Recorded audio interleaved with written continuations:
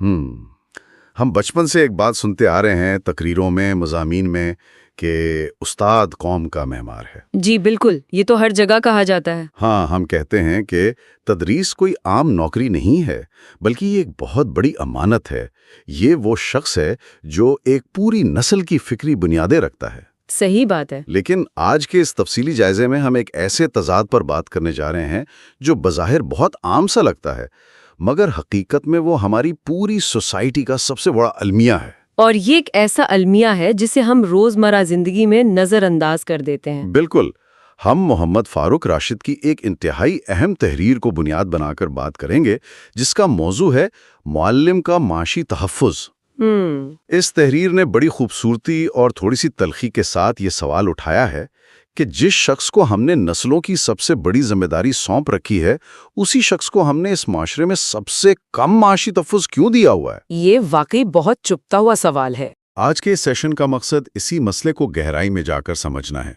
ہم دیکھیں گے کہ استاد کے معاشی تحفظ کا اصل میں مطلب کیا ہوتا ہے، وہ کون سی ساختی اور سماجی رکاوٹیں ہیں جو اس کی راہ میں کھڑی ہیں، اور سب سے اہم بات، ایک استاد کے ذہنی سکون کا قومی تعلیم کے معیار سے کیا گہرا تعلق ہے۔ اچھا، اس موضوع پر بات کرنا اس لیے بھی ضروری ہے کیونکہ عام طور پر ہم اس مسئلے کو محض ایک پیشہ یا ایک فرد کا مسئلہ سمجھ لیتے ہیں۔ بالکل، ہم اسے صرف ایک نوکری کا مسئلہ سمجھتے ہیں۔ ہاں، لیکن جب میں نے اس تحریر کا بغور مطالعہ کیا تو ایک بہت بنیادی نقطہ ابھر کر سامنے آیا۔ وہ یہ کہ جب ہم استاد کے معاشی تحفظ کی بات کر رہے ہیں تو ہم دراصل ایک فرد کی نہیں بلکہ پوری ریاست کے مستقبل کی بات کر رہے ہیں۔ پوری ریاست کا مستقبل؟ یہ تو بہت بڑی بات ہے۔ جی، کیونکہ ایک استاد جو معاشی دباؤ کا شکار ہو، وہ اس دباؤ کو اپنے گھر کی دہلیز پر چھوڑ کر کلاس روم میں داخل نہیں ہو سکتا۔ مطلب وہ دباؤ، وہ ذہنی پریشانی اس کے ساتھ کلاس روم تک جاتی ہے اور پھر وہاں سے بچوں میں منتقل ہوتی ہے۔ 100%۔ وہاں سے وہ طلبہ میں اور بالآخر معاشرے کے اخلاقی اور فکری معیار میں شامل ہو جاتی ہے۔ یہ ایک ایسی زنجیر ہے جس کا پہلا سرا معاشی عدم استحکام سے جڑا ہے اور آخری سرا قوم کی تباہی سے۔ چلیں اس کا تفصیلی جائزہ لیتے ہیں۔ جب میں لفظ معاشی تحفظ یا فائنینشل سیکیورٹی سنتا ہوں تو میرے ذہن میں سب سے پہلی بات یہی آتی ہے کہ بس مہینے کی 1 تاریخ کو ایک مناسب سی تنخواہ اکاؤنٹ میں آ جائے۔ یہی سب سے بڑی غلط فہمی ہے۔ تو کیا محمد فاروق راشد کی تحریر میں اس کا دائرہ کچھ اور بھی بتایا گیا ہے؟ یہاں جو بات سب سے زیادہ حیران کن ہے وہ یہ ہے کہ معاشی تحفظ کا مطلب صرف یہ نہیں ہے کہ مہینے کے آخر میں چند ہزار روپے مل گئے۔ تحریر اس بات پر بہت زور دیتی ہے کہ معاشی تحفظ ایک مکمل پیکج کا نام ہے، ایک احساس کا نام ہے۔ ایک احساس؟ تھوڑا اس کو واضح کریں۔ دیکھیں، اس میں بروقت تنخواہ کی ادائیگی تو شامل ہے ہی، لیکن اس کے ساتھ ساتھ مہنگائی کے تناسب سے اس تنخواہ میں اضافہ بھی ضروری ہے۔ بالکل، مہنگائی تو رکتی نہیں ہے۔ جی، اور پھر اس میں ریٹائرمنٹ کے بعد کا تحفظ یعنی پینشن، صحت کی معیاری سہولیات، لائف انشورنس اور سب سے بڑھ کر ملازمت کا استحکام شامل ہے۔ یعنی جاب سیکیورٹی۔ ہاں، جاب سیکیورٹی۔ یہ وہ تمام چیزیں ہیں جو مل کر ایک انسان کو یہ احساس دلاتی ہیں کہ اس کا اور اس کے بچوں کا مستقبل محفوظ ہے۔ اور تحریر کے مطابق جب تک یہ تمام چیزیں نہیں ہوں گی، ایک استاد کی عزت نفس محفوظ نہیں ہو سکتی۔ اس کا مطلب ہے ہم صرف بقا کی بات نہیں کر رہے، ہم ایک باعزت زندگی کی بات کر رہے ہیں۔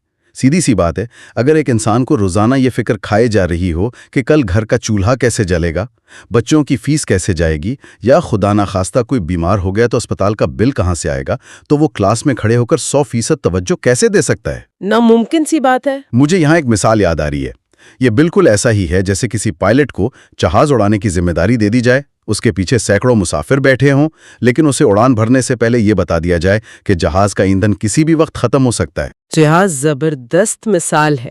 اب اس پائلٹ کی توجہ جہاز اڑانے پر ہوگی یا گرتے ہوئے ایندھن کے میٹر پر؟ ظاہر ہے اس کی نظر میٹر پر ہی ہوگی، اور آپ ذرا تصور کریں کہ اگر پائلٹ کی توجہ ایندھن پر ہے تو پیچھے بیٹھے مسافروں کا کیا حال ہوگا؟ وہ مسافر ہمارے بچے ہیں۔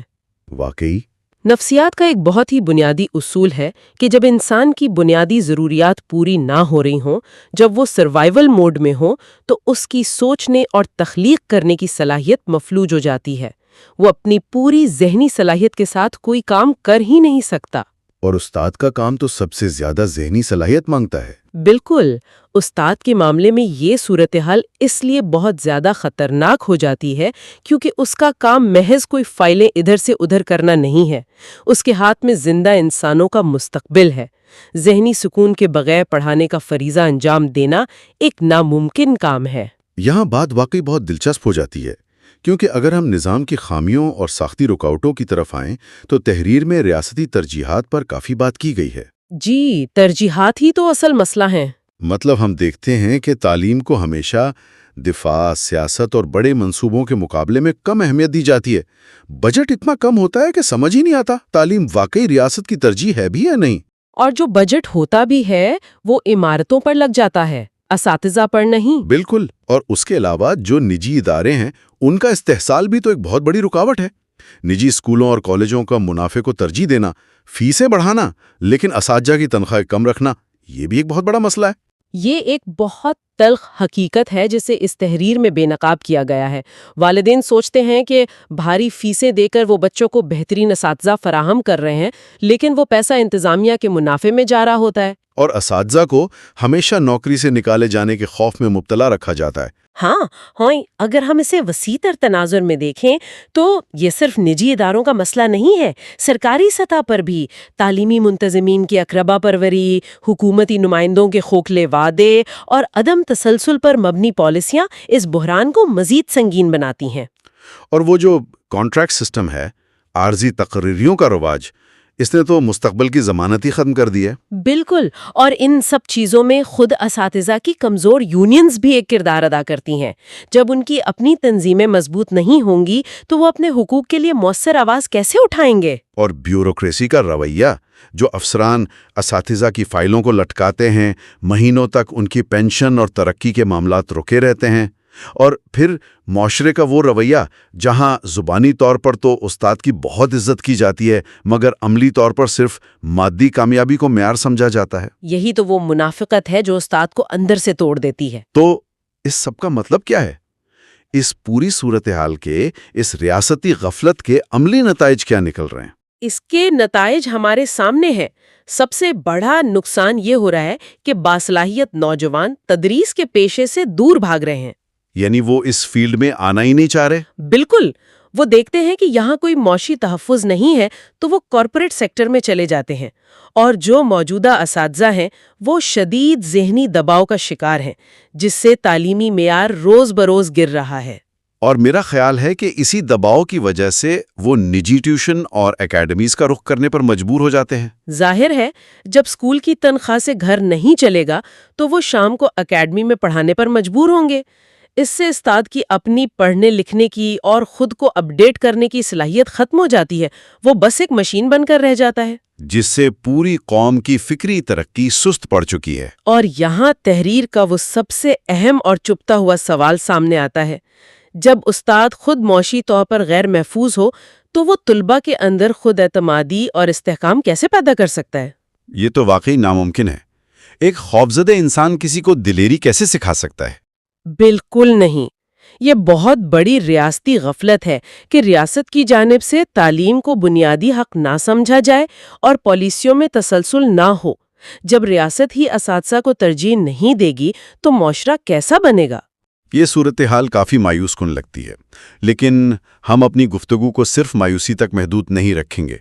تحریر میں کچھ حل بھی دیے گئے ہیں، تو تھوڑی امید کی طرف چلتے ہیں۔ جی، مصنف نے باقاعدہ ٹھوس تجاویز پیش کی ہیں۔ سب سے پہلی بات تو تعلیم کے بجٹ میں نمایاں اضافے کی گئی ہے کہ بجٹ بڑھایا جائے اور وہ بجٹ براہ راست اساتذہ کی فلاح پر بھی خرچ ہو۔ اور منصفانہ سروس سٹرکچر کی تشکیل بھی اتنی ہی ضروری ہے۔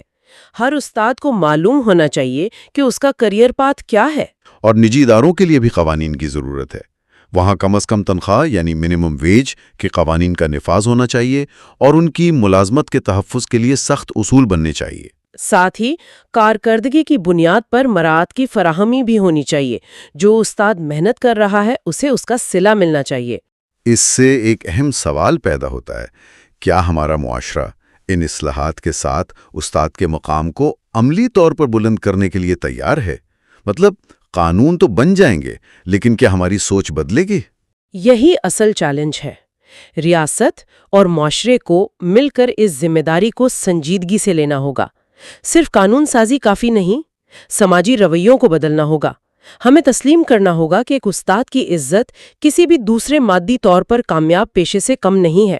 واقعی، اور آج کی اس بحث کو اگر سمیٹا جائے تو یہ بات بالکل واضح ہو جاتی ہے کہ معلم کا معاشی تحفظ صرف ایک خاص طبقے کا یا چند افراد کا مسئلہ نہیں ہے، یہ ہمارے پورے قومی مستقبل کا سوال ہے۔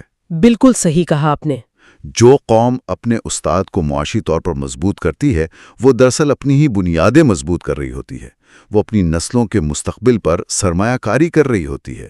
اور اس پوری تفصیلی بحث کا نچوڑ مصنف کے اس آخری جملے میں بڑی خوبصورتی سے سمٹ آتا ہے، جہاں وہ کہتے ہیں، استاد کا قلم جب معاشی خوف سے آزاد ہوگا تو وہ قوم کو حقیقی آزادی کی راہ دکھا سکے گا۔